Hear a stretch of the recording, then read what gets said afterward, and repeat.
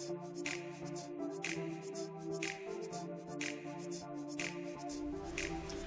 is Polk Jr. again with BlackListedTV.com, and this is Education HQ. Where we talk about topics that concern the black community and the greater community in general. Today's topic will be the 2012 presidential election. I'd like to congratulate President Obama and Vice President Joe Biden for an astounding victory. They won the Electoral College. Surprising to me, they actually won the popular vote as well. I think that this is a big victory for America in general. It just shows how the country is changing, the attitude of the country and the actual face of the country.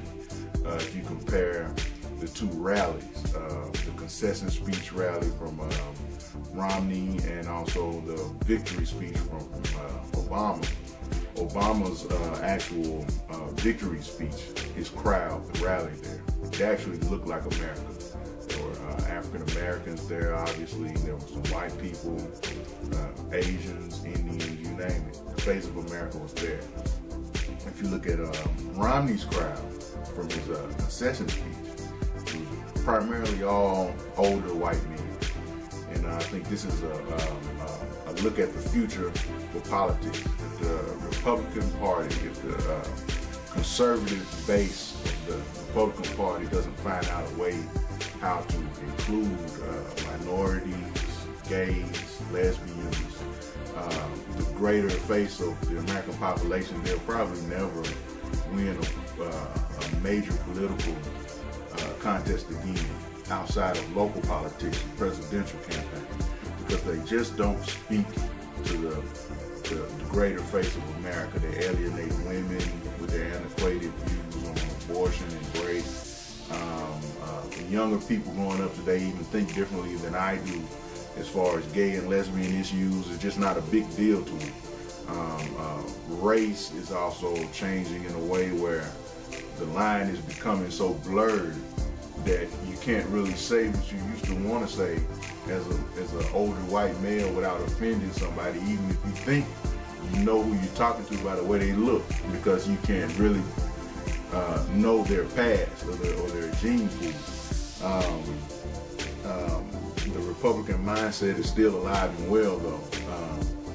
As the coverage was going on last night, I would check Fox just to see what they were talking about. I like to keep up with the way they're thinking or what they're saying or where they are spinning things, especially when it's not going their way. I find that enjoyable. And Karl Rove last night, I mean, he was losing his mind. He couldn't handle it. And he looked like he wanted to cry sometimes. It looked like he wanted to knock over the table. Whenever they would concede a state to Obama, Rove would argue the point. Even when he won Ohio in the 11th hour, giving him over 270 electoral votes, which that's all you need to win. Even when faced with that fact, Rove still wanted to wait until Florida was counted. There was no reason to wait at that point.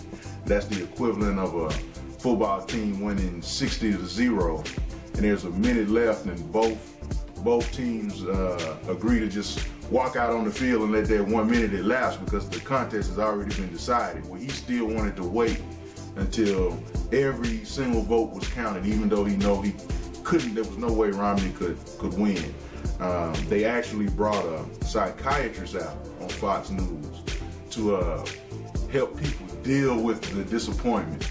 That just shows you the mindset of these people, where it's not about the Democrat. It's not about being a liberal, because in the past Reagan has been willing to work with Democrats. The father, George Bush, has been willing to work with Democrats.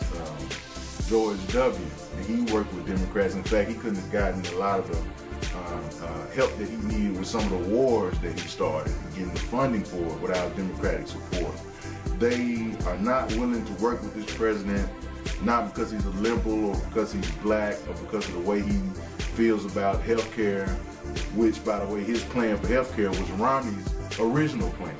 And from a Democrat, he was the governor of a Democratic state, and He's just a flip-flopper and an etch-a-sketch politician. He'll say whatever he needs to say to close the deal, and I think that the majority of the country saw it. These people just can't deal with the fact that there's an African American president. A lot of people like to skip around it or dance around it, but that's the fact. That's just the fact. And they actually had to bring a psychiatrist out to kind of help some of these older white gentlemen deal with the fact that for the next 4 years they're going to have a black man as the commander-in-chief. I also want to mention Colin Powell, a guy that I have a lot of respect for. Never seen eye to eye with him politically at all about much of anything, but as a Republican, he wouldn't allow his party affiliation to affect his rational thinking.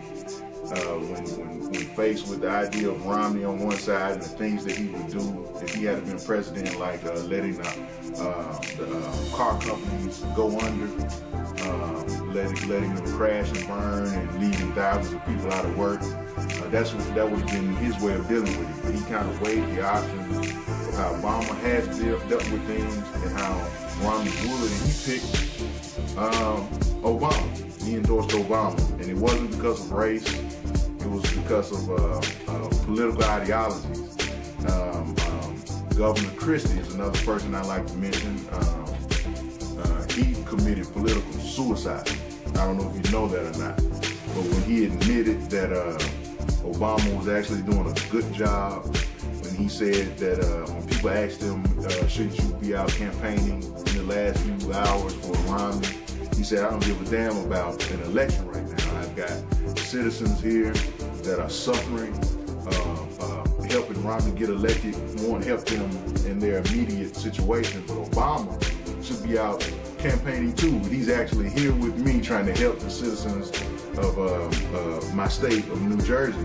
And that shows some rational thinking there. So I guess there are some in the party that put rational thinking and proper and correct politics in front of race and racial politics. I also want to mention Tavis Smiley as probably one of the biggest disappointments of the last 4 years. Tavis Smiley is a guy, when I was studying in college, he was one of the guys that I liked, and I studied and I kind of read his books, and he seemed like a pretty sharp guy.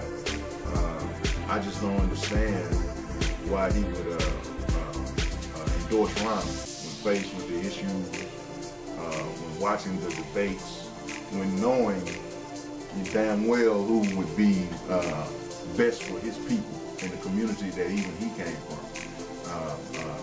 Tavis Smiley comes from Mississippi. That's my home state. A lot of people don't know that.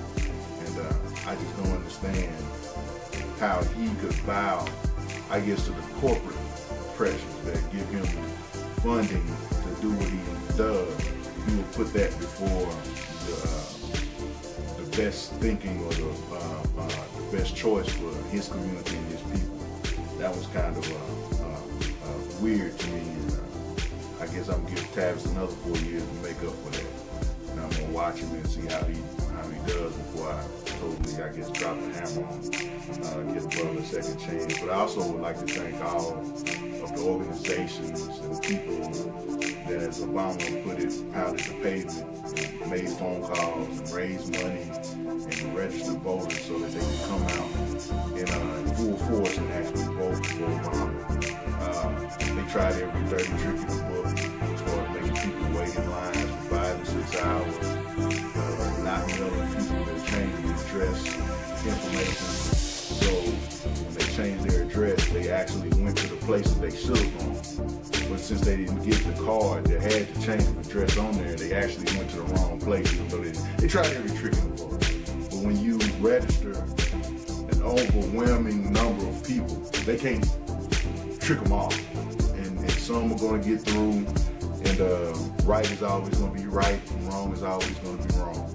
And I want to give a shout out to the Desert Dogs marching unit of Ella Temple 105 is Prince Hall Shriners, which I'm the voter registration committee chairman. We actually registered over 200 people from Clarksville, Tennessee to Nashville, Tennessee, and all the surrounding areas to register to vote. We actually gave a few rides to get some elderly people some photo IDs that were needed.